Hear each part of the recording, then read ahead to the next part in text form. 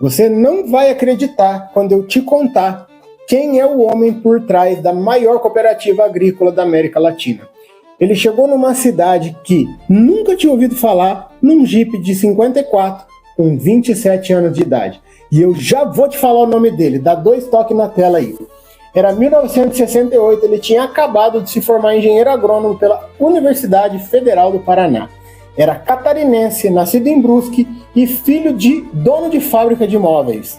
Mas o ofício do pai nunca lhe chamou a atenção. Mandado pela Carpa, hoje Emater, para Campo Mourão, levantar a realidade rural da região. O que ele encontrou foi um cenário difícil. Solo ácido, 5 tratores na região inteira, todos manuais. As lavouras eram quase todas no braço. Lavouras de arroz, milho, algodão. A região era conhecida pelo apelido A Terra dos 3S, Sapé, Samambaia e Saúva.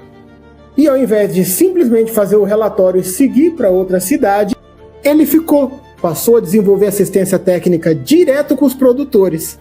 Trouxe os primeiros experimentos de trigo, depois soja, e a produção começou a crescer. E aí os agricultores tiveram uma nova dúvida. Para quem nós vamos vender? Era 9 de dezembro de 1969, ele organizou uma reunião no Clube Mouroense para debater o cooperativismo. E quase um ano depois, no dia 28 de novembro de 1970, 79 agricultores assinaram a ata de fundação. Ele topou ser o gerente geral. Ele aceitou, mas com a condição, ele precisava receber um salário. Afinal de contas, ele tinha acabado de se casar. Esse homem se chama José Haroldo Galassini. Hoje, com 84 anos de idade, ele ainda é presidente do Conselho de Administração da Coamo. A cooperativa que ele ajudou a fundar hoje fatura 28 bilhões por ano, com mais de 32 mil cooperados em 3 estados. De um Jeep 54 numa cidade que ele nunca tinha ouvido falar, até se tornar uma das maiores lideranças cooperativistas do país. E o que Galassini fez foi simples de entender, mas difícil de copiar. Ele resolveu um problema antes de pensar na estrutura toda.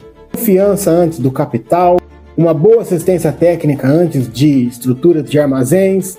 Isso prova que quem constrói relacionamento com o cliente, com os parceiros, antes de tentar fechar uma parceria, vender, constrói de fato uma base que nenhuma campanha consegue fazer sozinha. E aí, quem você conhece que tem essa mesma pujança, que esse tipo de trajetória tem que ser lembrada?